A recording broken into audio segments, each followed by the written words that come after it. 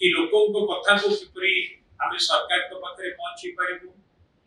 लोकों को स्वार्थ पे आमे लड़ी पारिबु। तो बहुत धन्यवाद कि सेमाने तांकर समय बाहर करी कि आम सहित आज आसिकी शंख भवन रे आम सहित एकाठी बसी की आलोचना करिवार गोटे सुयोग सृष्टि करछथि। गत काली गोटे पवित्र दिन रे घोष यात्रा दिन आमर प्रिय नेता आम दलर सभापति श्री नवीन पट्टनायक जी गोटे नुआ कार्यभार मीडिया मैनेजमेंट क्षेत्र रे आमन को देछथि एवं ता सहित भी संतृप्त बाबू जहां को कि आमर नवीन बाबूकर पॉलिटिकल सेक्रेटरी भाबरे मध्य दायित्व देछथि। ता सहित मध्य नेशनल स्पोक्स पर्सन एवं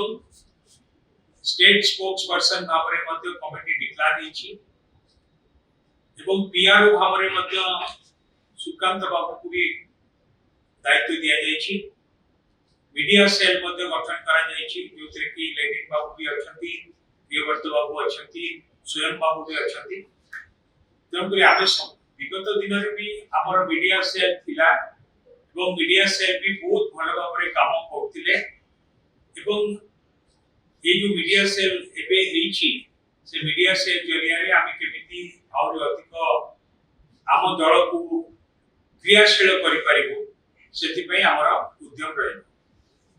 एवं सब बळे उद्यम रहइबो कि लोकों को कथा को किपरि आमे सरकार को पाखरे पहुंची परिबो लोकों को स्वार्थ पई आमे लड़ी परिबो। जो काम आमे गत 24 वर्ष भितरे करि आसुतिलु लोकों को स्वार्थ पई लोकों को सुविधा पई लोकों को पई से लड़ाई हमर तो जारी रहिबो एवं ताकू सफलतार भाबरे हासिल करिबा पई मीडिया सेल जहां भी भूमिका रहिबो ताकू आमे पालन करबो।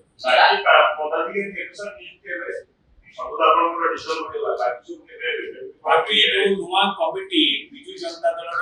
स्टेट कमिटी डिसॉल्व हेछि नवीन बाबू ताकू डिसॉल्व करिसथि एवं नवीन बाबू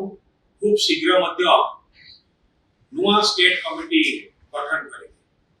सर आउटे प्रथम सरकार एते निष्पत्ति सरकार जमी सब जबरदस्त बाकी आपण जमी देखो सेटा लोक को देखो सरकारी जमी देखिया को पड़िबो कि को जगह रे को कथा पई हेछि अनेक जगह रे मध्य विभिन्न प्रोजेक्ट पई गवर्नमेंट मध्य सरकारी लैंड देछथि तबरी ताकू अनुध्यान करी कि जिला प्रशासन से बाबद रे भी पदक्षेप नेबे किंतु सटीक भाबरे कहि हबनी कि पर्टिकुलर कोन करा